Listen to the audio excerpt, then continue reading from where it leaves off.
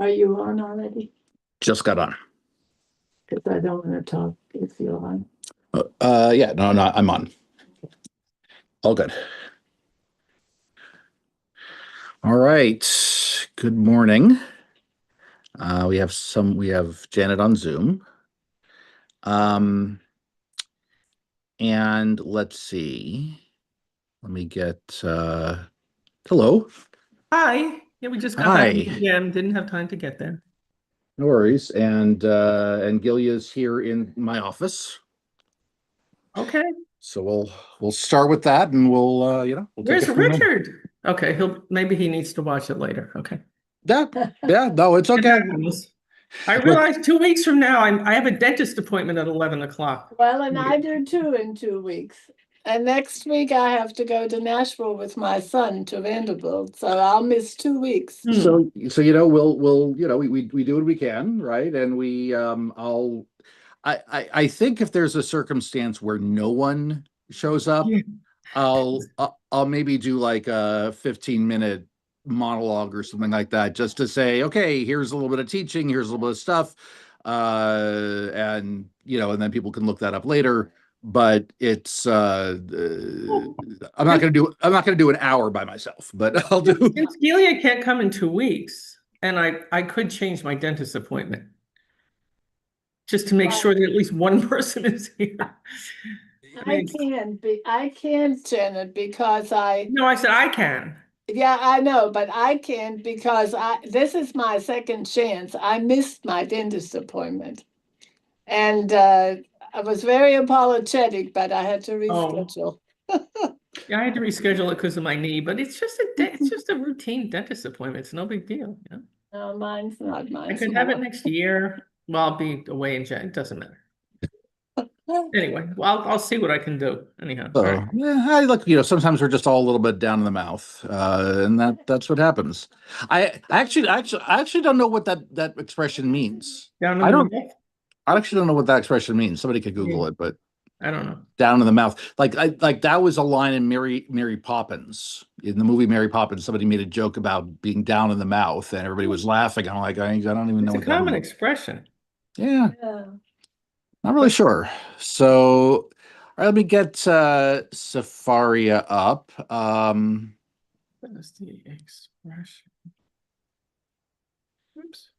And maybe what I'll do, Gilia, is maybe I will text you the link so that you can follow it on the phone while we talk. Oops.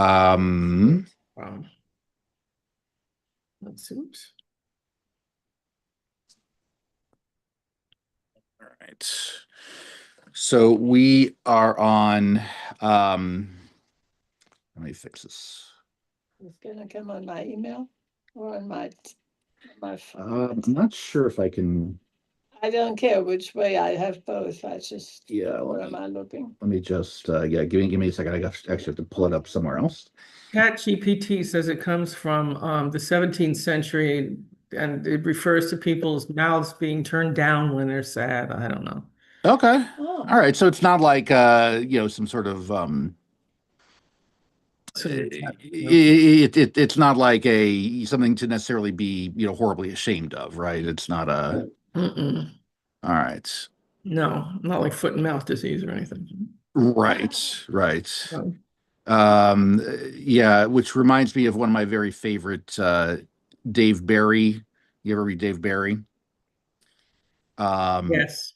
The one of my very favorite Dave Barry passages, which is like the Pilgrims had to deal with among other things, they had to deal with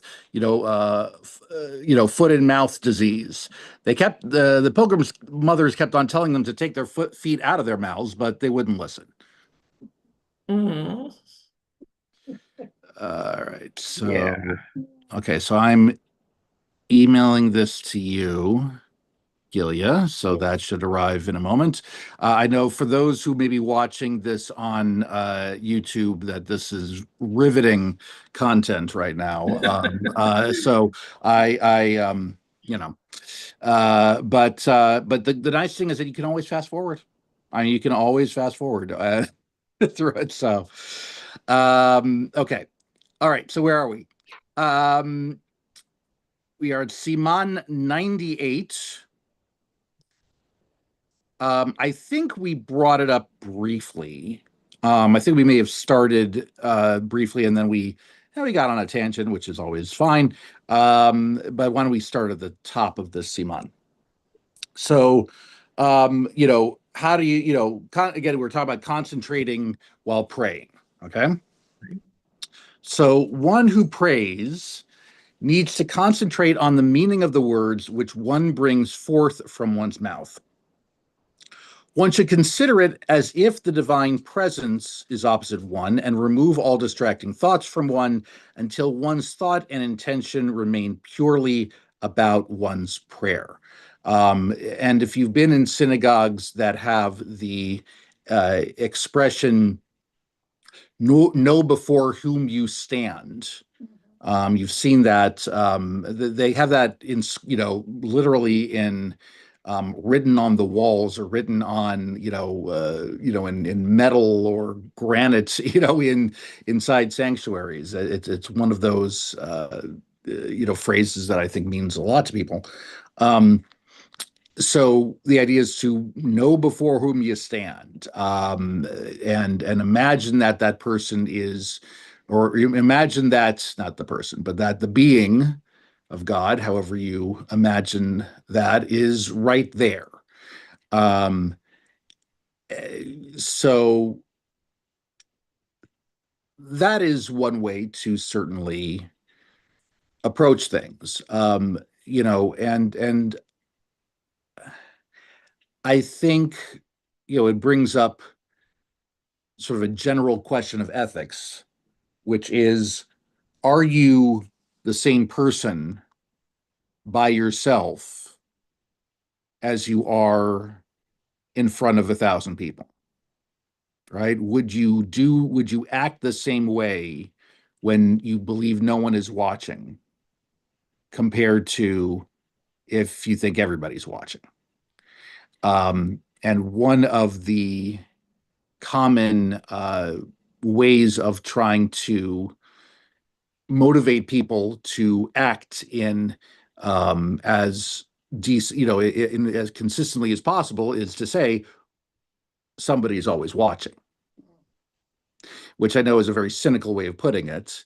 Then again, I think in our world today, that may be more true than ever. Yeah. Right? That this idea that somebody's always watching, whether you're talking about it's on the internet, it's on it's secret agencies, whatever it is. I'm not trying to get too conspiratorial,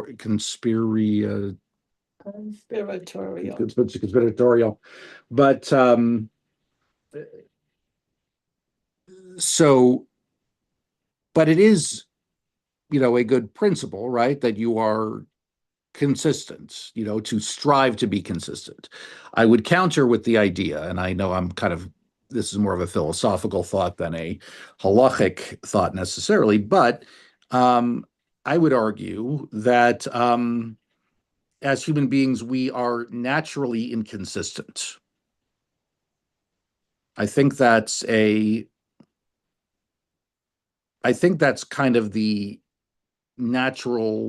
our natural inclination is to be inconsistent, is to say, oh, well, I tried this, let's try something else. Well, we're supposed to be spontaneous, right? Everybody says that's better than, like, if you write things down, everything is planned out and prepared, Right. And exactly. I mean, that's the ancient what is it? What was it? The ancient Greeks had three main forms of philosophy. You had the Epicureans, you had the realists, and you had the cynics. And the cynics basically said that you should, human beings are animals, right? Which we are. And we should live our lives as such, meaning we should, I mean, if you have a dog, you don't really know why the dog does what it does half the time, but just being a dog, right? And we should be treated the same way. We should be understood. It's like, all right, we don't have to worry about being consistent. We should just do what seems to feel right. And the idea is that, I mean, now is that ethical? That's another question.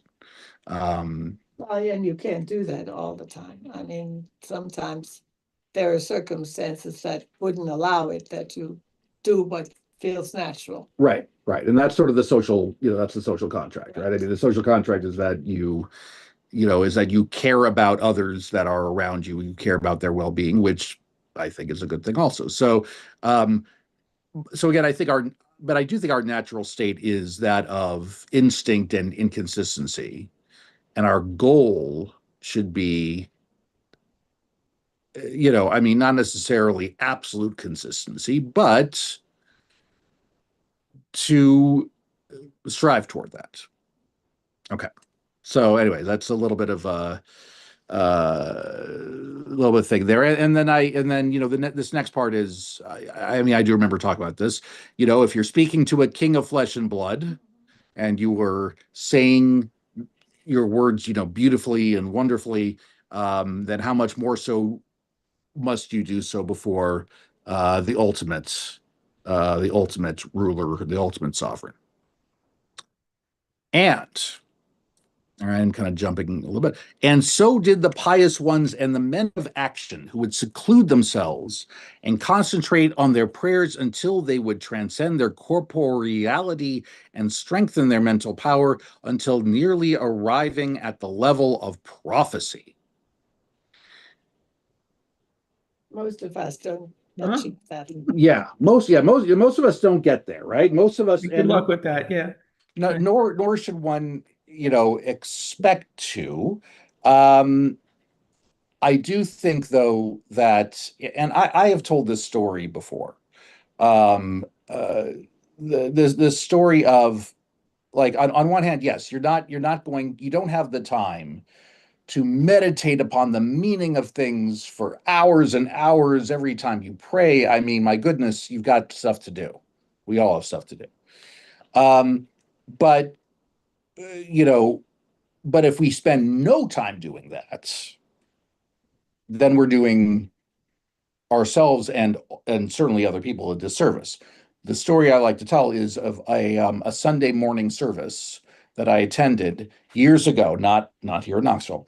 And it was the synagogue had a very small parking lot because it was expected that most people would walk, right? So it had a very small parking lot. And so we get to, again, it's Sunday morning minyan where we're allowed to drive. And we are, excuse me, we are doing a, so we, and there's only one spot left for me to park in that isn't like a handicap spot. So, and it turned out that the reason why that spot was available is that cars on either side were angled very poorly, and I had very little room to kind of squeeze in. But I squeezed in. I go in, we do the service. And as I'm walking out, one of the people who had parked on one of the sides of my car, who got there before I had been there, says to me, you really need to park a lot more carefully. And I said, I'm sorry, I did the best with the space that I was given. That was a nice answer. And as he but then the man got in his car in a huff, drove away, and as he drove away, he gave me the familiar signal, right? He waved at me with one finger, I'll put it that way. And I'm sitting there thinking to myself, what did we just do in the synagogue? Right? What did we just, now again, we are naturally inconsistent. We are naturally, all over the place. I understand that, no one can be quite as pious as our most, thoughtful moments in prayer. None of us are that pious. But if you're the opposite of that, so the moment you leave the building, something's not working.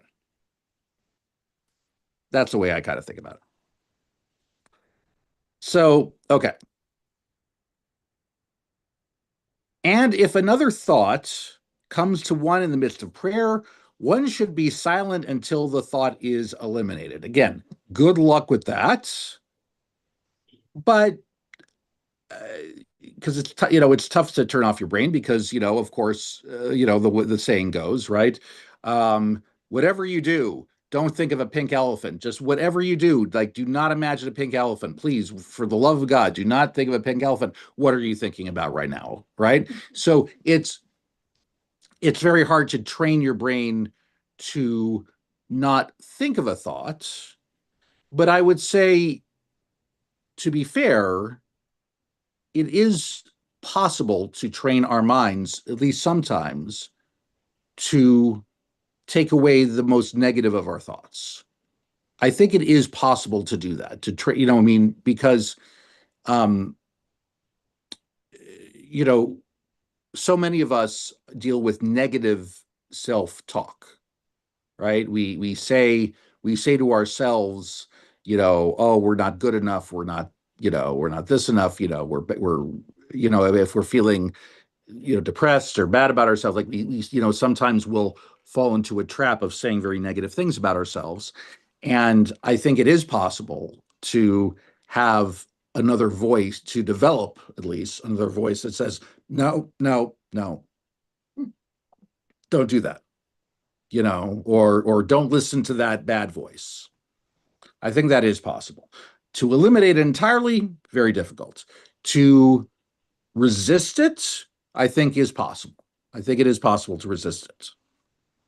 So I think we can resist distracting thoughts. We just have to work at it. The final thing before we get to the gloss, and one should think about things that humble the heart and concentrate it on one's Father in heaven, and not think about things that contain levity or lightheadedness. Now, it's I think that is so again, I think that it's a matter of degree, right? To never speak of things that are more, let's say, mundane during a prayer service, to never consider that would be is unrealistic. Listen, there are plenty of times when I'm giving sermons where I talk about things that are much more mundane than the highest ideals. However, what I try to do is relate them to one of our highest ideals. I try to say that it's like if I talk about sports or music or movies or art, other art or whatever it is, and if I, or even commercials or something like that, but if there's a seed of an idea that relates to Torah, which I think there are many times there are, then that's good, right? If all I'm doing is how did I put it? First day of Rosh Hashanah, I started by quoting a Beatles song. All right. Yes, you did. I think what I hopefully did, what I tried to do, was relate it to themes of Rosh Hashanah, themes of, things like that. If I had spent the entire sermon talking about the Beatles, then it's like, well, that's not the time and place for it, right? I mean, and you'd be correct if that were the case. So it's so again, silly or not silly, mundane thoughts will always creep into our minds, but we can direct them. We can redirect, is I think the sort of the comment I have on this. This is, I want Janet to be able to hear too. I don't know how to do that. It's okay. It's I okay. can hear you. You can hear me? Okay. Yeah, I Now- can hear you just fine. Okay, I just thought I had this funny thought that if everybody who davens during the service, whenever they have a thought that comes in their mind, that's not what they're davening, but like, oh, where is that? Or, like something that even related to to what you're doing, but not what you're actually doing right that minute. If all of us did that, we probably would be in the synagogue all day Yeah. for one service. Yeah, no question. No question. I mean, and like, It's a comical thought, yeah. it is. And, we have to, I forget whether this was Benjamin Franklin or Mark Twain, who said that he who lives upon hope will die fasting. Yeah. And I really do, like, in other words, if all you're doing is, if all you're doing is spending time just thinking through stuff or meditating on ideas and not doing anything with it, then you're not gonna last too long. Well, it's like studying. You're supposed to do something with the studying. You're not studying for its own sake. You're studying because it's supposed to inspire you to do good things. Yeah. So, Yeah. Which is, I would say, I mean, this is the this is the ultimate problem of these. You've heard, I don't know if you've read in recent days in Israel, these Haredim, these what we would call, what we've sometimes called ultra orthodox or what have you. There are these mass protests happening in Jerusalem, Right. where they were like saying that, like, we shouldn't have to go to the army. And the argument they always have is that, society needs a lot of things. Some people need to fight and some people need to learn and pray. And we're the ones who learn and they learn and pray. The problem is that is just that, right? The problem is, if you don't do something with it, you can only go so far. I recognize that not everybody is necessarily in a position to fight. However, in terms of, if there's a law regarding national service, right? National service can take different forms that do not necessarily involve combat. But I mean, to say that, okay, well, we're going to sit in the yeshiva and just do everything, the same things we do every day, that's not entirely helpful. So that's, so that's the flaw with that. Yeah.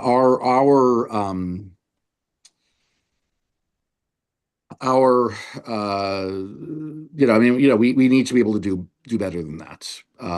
So everybody needs to serve. I mean, even though you're in the military, everybody's not in the combat job occupation.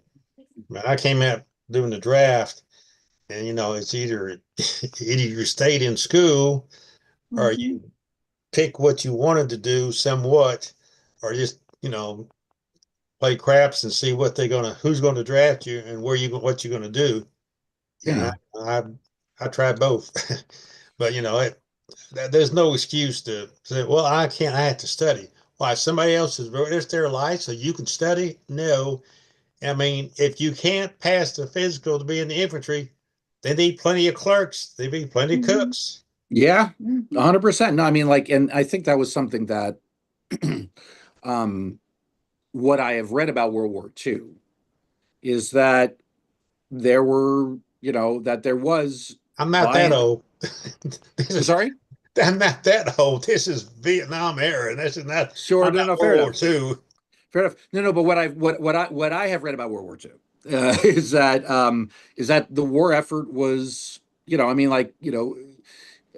is it? Victory begins at home, right? I forget whether that was World War I or World War II, meaning Two. everybody has to participate in some way to be supportive, right? And whether that's, whether it's taking a job or a part-time job you might not have, or, considered having for the sake of the war effort. It's all wrapped up in it. So, yeah. So like just sitting and saying, okay, I'm just gonna sit here and hope really hard that everything turns out okay. That's where, like, if you live on hope, you will die fasting. So I looked that up. It's a 17th century French proverb. Oh, really? Yes, I didn't ask specifically who said it here, but anyway. But also, I would just like to point out in Israel, they also have what's called a Hester Yeshivot. Okay, explain. Are you familiar?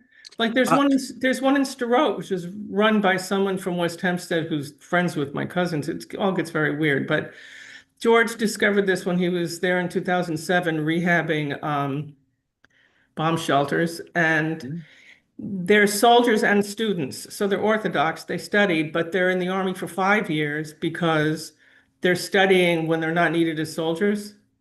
Okay.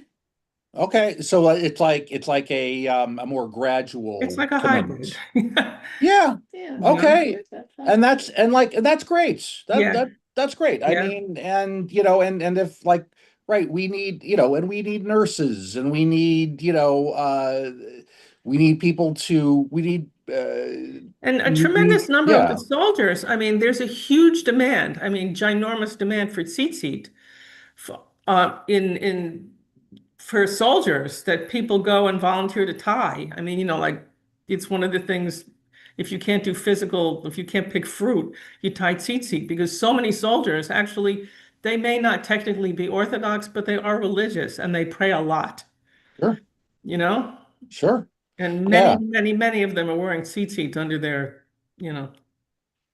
Right. So Yeah. absolutely. So there are a lot of ways to contribute, but one should not be sitting, sort of behind this, Yeah. this curtain of, oh no, I can't possibly. I'm too busy with,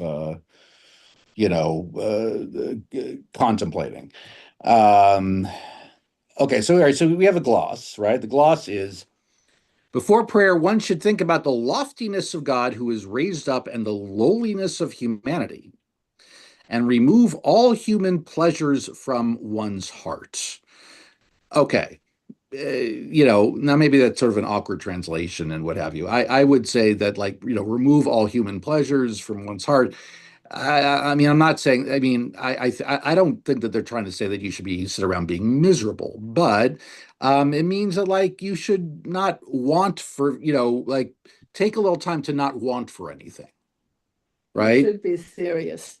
Yeah, be serious, and to be like, and to not worry about, take a little time to not worry about other stuff, which, by the way, can be incredibly freeing, right? To not have to think about, like, all right, I don't have to worry about X, Y, and Z. I don't have to worry about this errand I have to run, or this text message I might receive, or what have you. Obviously, if there's a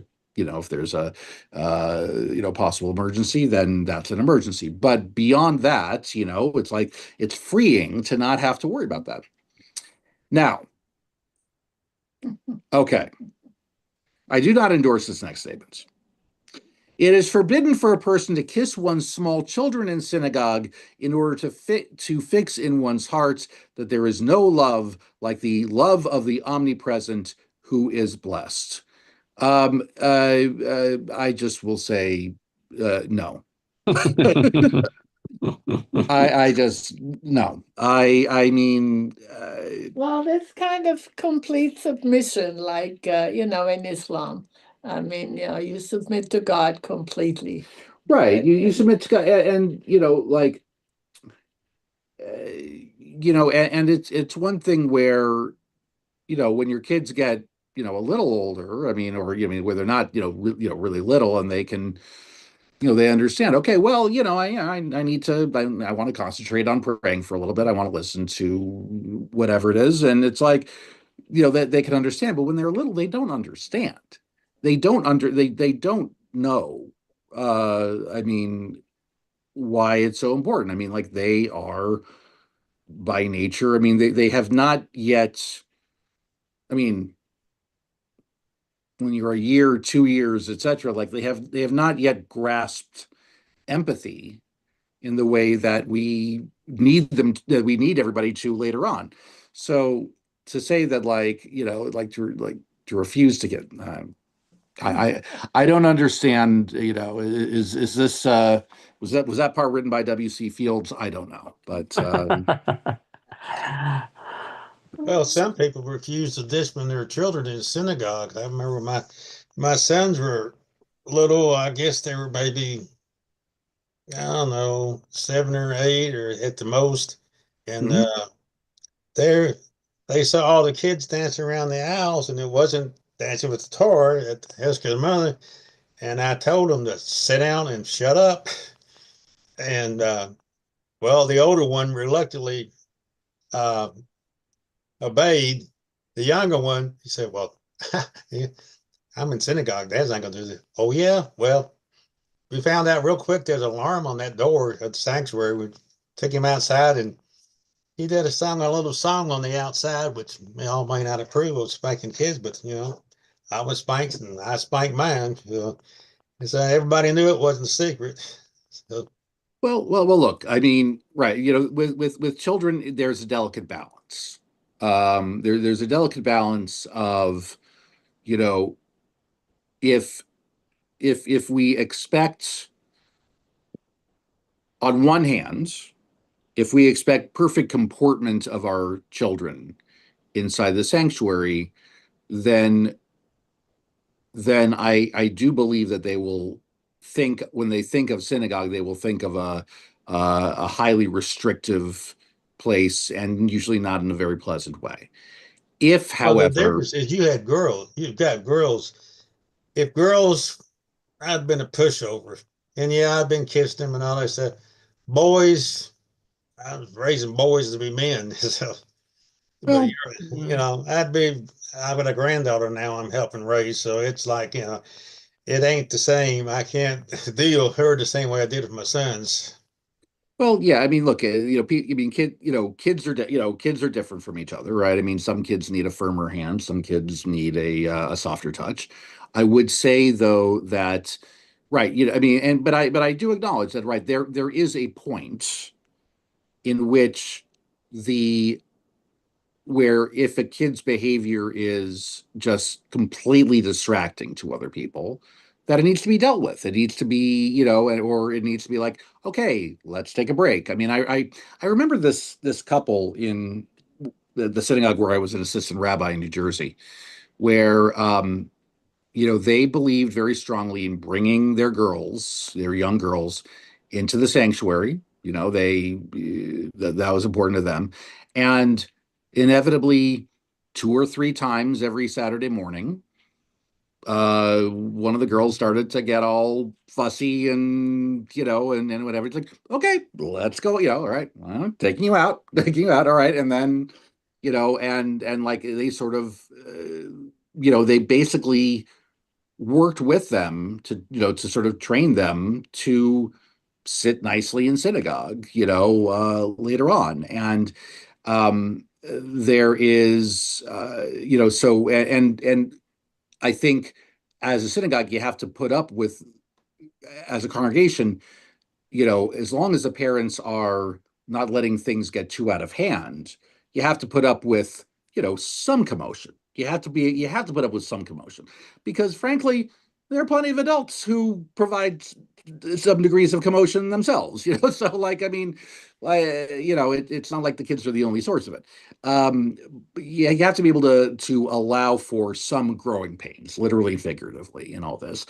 But I do find that the kids who, are, get exposure to this, that the synagogue being a positive place, it makes a big difference in them becoming adults who think that the synagogue is a positive place. So yeah. So it's a delicate balance. It always is. Okay. So this next one. One should not pray in a place where there is something that negates one's concentration, and not at a time that negates one's concentration. And nowadays, we are not careful with all of this, since we are not able to concentrate so much during prayer. A little contradictory here. But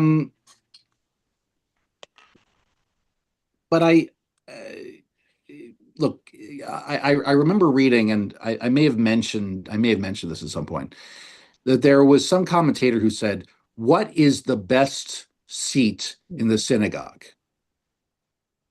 The best seat in the synagogue is the front row, when you're like just a mere inches away from the wall, where there's literally nothing else that you're looking at except the wall. And on one hand, do you have to be that isolated all the time? I don't think you have to be that isolated all the time. I think there's a great comfort in sitting with friends or acquaintances or just people you feel comfortable with. But there is something meaningful about, taking time to kind of create a little proverbial bubble around you when you're trying to when you're trying to say that. So so a story. So a story I have is when I was in a synagogue, and it was like, I think it was like the 8th day of Passover, so it was Yizkor, and there was somebody there who I guess might not normally have been in synagogue, because maybe they would only come for high holidays and for Yizkor. Okay, it happens. And look, I don't care if you have if your phone is in your pocket or your bag. Ouch. During services. I don't care if it's there. For crying out loud, have it on silent. For crying out loud, just and if you have to take a call, you can excuse yourself, go outside the sanctuary, take the call, but don't. So there was this one time where, look, it's always going to happen that somebody's going to forget to silence their phone. It's going to happen. It's normal. But the idea is that if that happens, yes, it's very embarrassing for that person, but that person should be shutting it off the moment, like as soon as possible, right? I mean, that's important. So we're praying, we're in the middle of the Kedusha, and you hear, "There she was, just a walking down the street, singing do-a-diddy diddy dum diddy do." That was this person's ringtone. Either that person had walked out of the sanctuary without their bag or wherever they kept their phone. I don't know. I mean, honestly, I don't know whether it was a man or woman, so I don't know who it was. Or they couldn't hear it for whatever reason. There was whatever it was, it just kept going, right? And I'm like, and I was really annoyed. And then it finally stopped. Okay. And as the Amidah is finishing, we hear, "There she was, just so." Well, somebody phoned again, and I mean, and I couldn't help myself. I mean, I wasn't going to embarrass the person, because again, I didn't see who it was. I never found out who it was, but I said, For those of you still reciting the Amidah or memorizing the lyrics of Manfred Mann's greatest hits, please continue at your own pace. because it's like, because usually if a phone goes off, I just plow right through it. I just don't acknowledge it. It is what it is. Just move forward. But that one I just And you remember it after all these years. oh that one's gonna stick with me. So so again, like the question that we need to ask ourselves is, what can we do when we enter a synagogue to reduce unnecessary distraction? Right? What do we need? What do we need to do? Obviously, there are times where there are people that, for whom your presence is very meaningful to them, right? And so to have this sort of tunnel vision and not say hello to them and not give them a hug or a handshake or whatever it is might be very hurtful. And so so that's not the kind of distraction that I think takes away from prayer. I think that kind of distraction only makes the experience of being in synagogue better. It's the other stuff. So, okay. Now, the next one. One should pray in a manner of supplications, like a homeless man who asks for something at someone's entrance. Okay. In other words, when we are praying, we should be as humble as we can, I think is the way I would put it. Right? If somebody on the street were to say, "Hey, give me money," right? If they're, like, I'm entitled for you giving me money, you're not going to give them money, probably, right? You're not. I mean, what? Why? You wouldn't do it. If somebody says, "Please, I need help. Is there any way you could," then hopefully, we are, at least as a society, more sympathetic to it. And so we should have that same sort of humility. And then one should pray at a relaxed pace so that it should not appear as a burden from which one is seeking to be exempted. Easier said than done.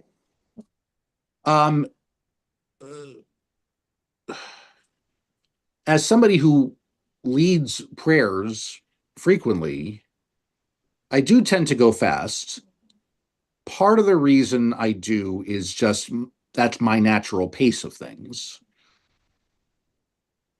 Part of it is also that I do want to be cognizant of, again, it's another delicate balance. It's a delicate balance between making the service meaningful and not keeping people way, way longer than they're expecting to or hoping to be. That's what we're talking about. Kind of trying to still make it meaningful. I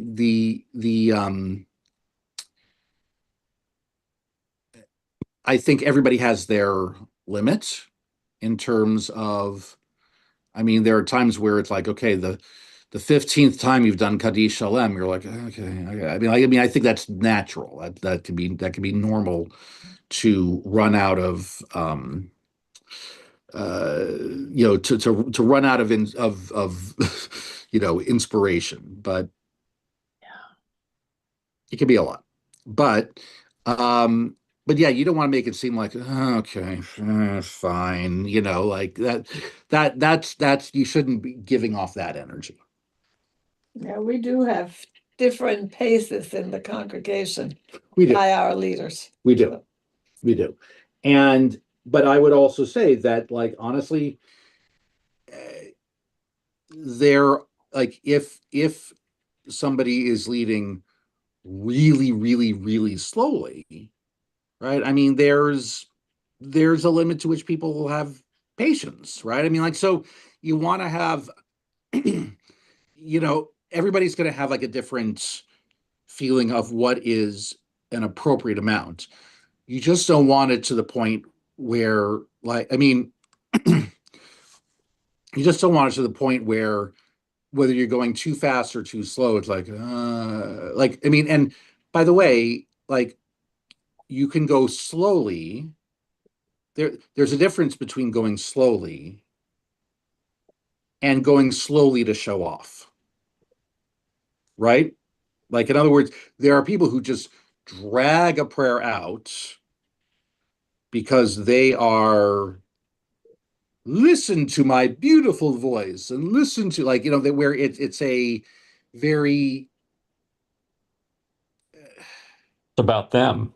it's about, yeah, it becomes about them. Exactly. I don't believe anybody does that here at Heskimuna, I right? think it's more a professional singer. Sometimes it happens with Yeah. professional singers. And I would also say that Rachel, who leads Right. services, she does not She- drag things out out of any kind of arrogance. In fact, No, to the contrary, she's not No. arrogant. She's not arrogant at all. And you can sing along. Like there's yeah. it really bothers me when there's someone, a professional singer perhaps, who leads a service sort of in an operatic voice, more like a performance than it's just, it kind of makes me a little crazy, to tell you the truth. Yeah. And there's no way you can join in because it's, Right. There was a time period in which that kind of in which a more sort of performance, sort of like a greater perform, sort of like a performance type approach was more favored, Right. because there were people who I like to listen. yeah. I like to listen. And Jews did not always have the opportunity to go someplace else to Right. hear music. Right. They weren't accepted. They weren't, in society at large. So then it was important that we had our own entertainment. So to have a chazan who could really, I mean, like, that was like, it was like going to the opera. I mean, that was our only opportunity to go to the opera. And now that barrier thankfully is lifted, a prayer service shouldn't be, it shouldn't be, a drive-through express, nor should it be, opera, droning on and on and on and on. At least not in a way that makes it like, look at me, that's the issue. I do like this next part here, or at least the beginning of it here, that the prayer, meaning the Amidah, is in place of the sacrifice, is in place of, making sacrifices. And therefore one must be careful that it resemble the sacrifice with respect to intention, and not let another thought mix in, similar to an unrelated thought which would nullify the sacred offerings, right? If you look at the list of, what you needed to do for the sacred offerings, right? There were, sometimes, some of it was listed in the Torah, some of it was listed, in the Talmud, of, the formulas, the recipe, literally, of what you had to put in what you did, for sacrifice. And it's like, and if you were out of step, like if you did it, if you had the wrong formula of stuff, that would nullify the sacrifice. So I think that approach is, to prayer, I think, is a helpful one, right? If you're praying and, and half the time you're just like, la di da, whatever, I'm just saying the words, then yeah, that's not. I mean, look, only you know whether you've done it right or not. I mean, that's the thing. I mean, I can't. I cannot evaluate the sincerity of anybody praying, as long as there aren't, physical signs that they're of people just being like, I mean, like, if they're rolling their eyes or if they're slumping down and just, like that would be a different thing. But for the most part, like if I see people like, reading the text and looking intently at it, we have to assume that they're doing it right. Only we know whether only us as an individual would know. It goes on to say a prayer and prayer must be recited standing, like the service in the temple, in a fixed place, like the sacrifices, where each one had a fixed place for its slaughter and the sprinkling of its blood, and that nothing should separate between one and the wall. Remember, we talked about the wall here, similar to sacrifices where any interposition between it and the vessel would nullify it. And it's appropriate that one should have special nice garments for prayer, like the clothing of the Kohanim, right, of the priests, even though not everyone is able to spend money on this. Nevertheless, it is appropriate to have special pants for prayer for the sake of cleanliness. So, like, in other words, like, okay, look, you don't have to have, the fanciest clothes in the world, but, you don't look like a schlub, right? I mean, be presentable, right? This is not, these are not the people walking into Walmart at 2 a.m. This is not what, this is, we should not be like that.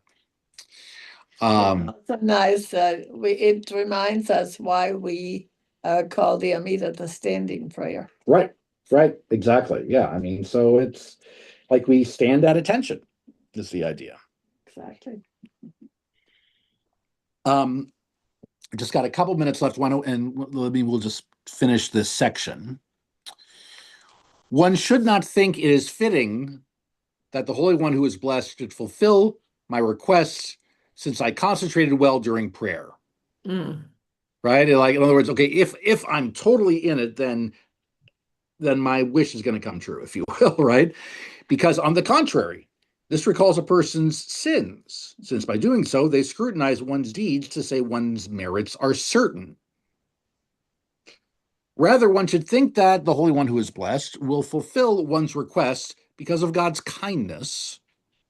And one should say in one's heart, who am I, lowly and despised, that I would be allowed to come to request from the King of Kings, the Holy One who is blessed, if not for God's tremendous kindnesses, that God is accustomed to doing them with God's creations. So I think it's just another way of saying, look, be humble. Be humble as you're saying it, and don't be so certain that, like, don't walk away after praying and say, yep, nailed it. Right? That's